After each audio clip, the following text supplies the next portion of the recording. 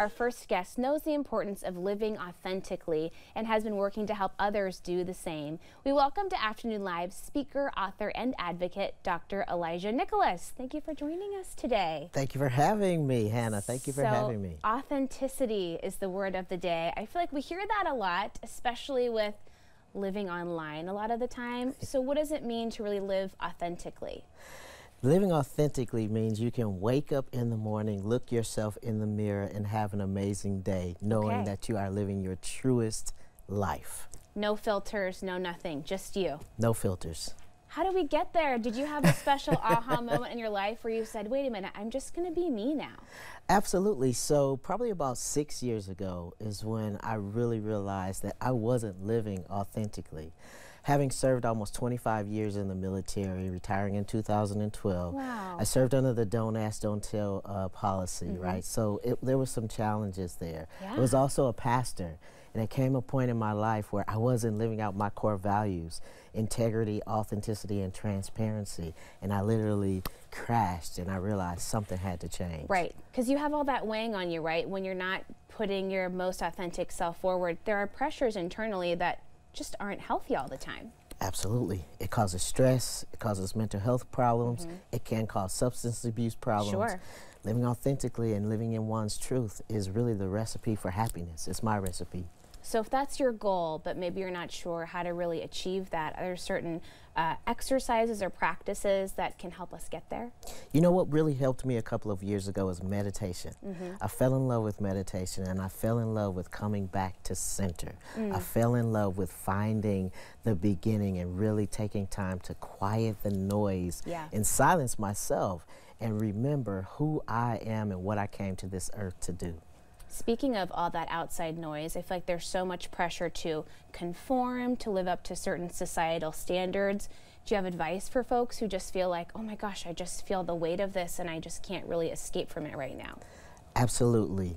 Be true to yourself, right? Shakespeare said it's the best. To thine own self, be true. Yeah. And when you, unfortunately, society teaches us to conform from a little child, right? The recipe is unlearning and giving yourself permission to unlearn all the things that you've learned over life. And then when you unlearn it, you've got to decide that you want to do something different. My spiritual guide says all the time, how's that working for you? If it's not working for you, then it's time to do something different. Yeah, constantly check in, constantly evaluate how things are going, which we all have a story to tell. We all have challenges and obstacles to overcome.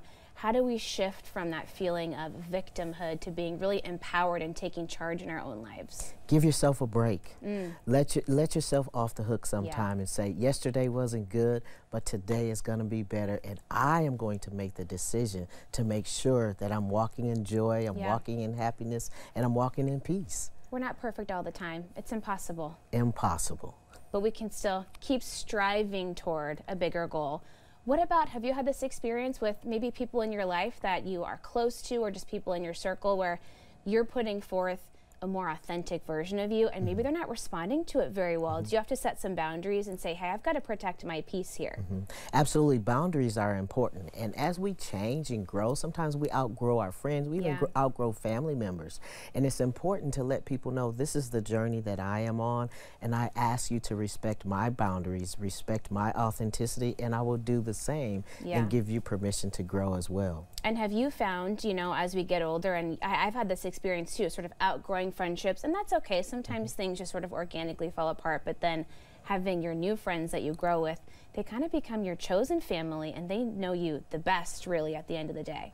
Absolutely. We always say you don't vibrate what you want, you vibrate who you are. So when we look at our friends around us, they're a reflection of wherever we are in life. Absolutely. What do you, what advice do you offer to young kiddos and teens on the internet? I just feel like that we're so hyper-focused on our phones and TikTok all the time. Is there a way that we can kind of break away all those things and say, hey, wait a minute, we're living in the real world here and now and focus on what's happening here as well? Number one, put the phone down. Yeah, it's right? so tough.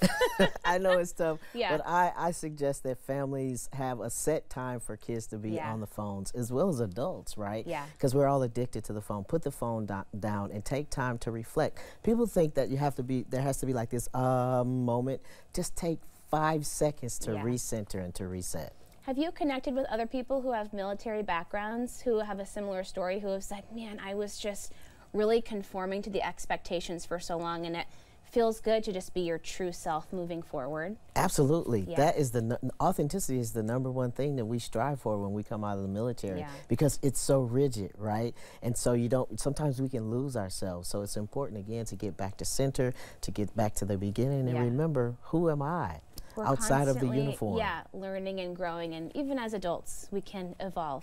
Yes. Hey, thank you so much for spending some time with us today. It was great talking with you. Thank you for having me, Hannah. We'll have more information about Dr. Elijah on our website at katu.com. We'll be right back with more Afternoon Live right after this.